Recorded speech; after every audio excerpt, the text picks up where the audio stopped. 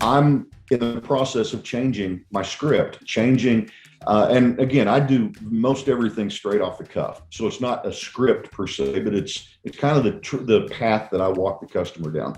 And so I'm changing that. Last week I had 3 sales, actually 4, but one of them didn't get turned in on time. Yeah, I think consistency is always something that I have to work on. So I have to start being more consistent.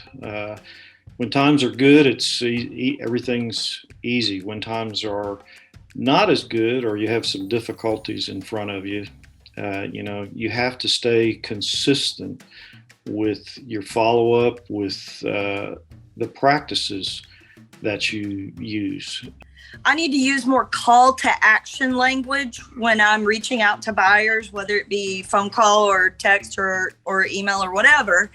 And what I mean by call to action, I need to give them a reason to come back to me. And I know that instead of just checking on them. I'm going to start using technology as a follow-up tool more. I was never using videos before as a follow-up tool. The biggest thing I think for me as far as stopping was getting back into selling on emotion and not on contingency. I haven't been as successful as I would like. And so I have been kind of looking back on, okay, what can I be doing differently? I haven't thought about going back to my script and changing that and seeing kind of how things go there. I need to stop doubting my abilities to communicate with each customer, because a strength or a weakness, whatever you want to call it, I learn more about buyers than most people do in the first 30 seconds or 3 minutes or whatever. Also, one of the most profound lessons I feel like from this course was the using intentional words, and then speaking to people in the way that they need to be communicated to. And I'm going to stop having reluctances around things that make me uncomfortable, because I know that when I'm uncomfortable with things like technology, it just makes it all about me. And it's not. It's about the buyer and their experience and getting them to where they need to go. And I don't want to be a yielder who just lets myself get in the way of their dreams, So I'm not going to do that. I'm going to stop. Realtor connections. I think especially with learning the field, learning sales, learning languages, learning all of that.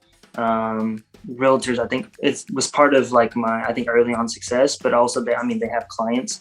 And so staying connected to them, not always trying to sell to them, just networking and so forth, whether that be with a realtor or not. Doing the best that I can to be the X factor, always providing the information that they need, the colors they need. Just continue to get better.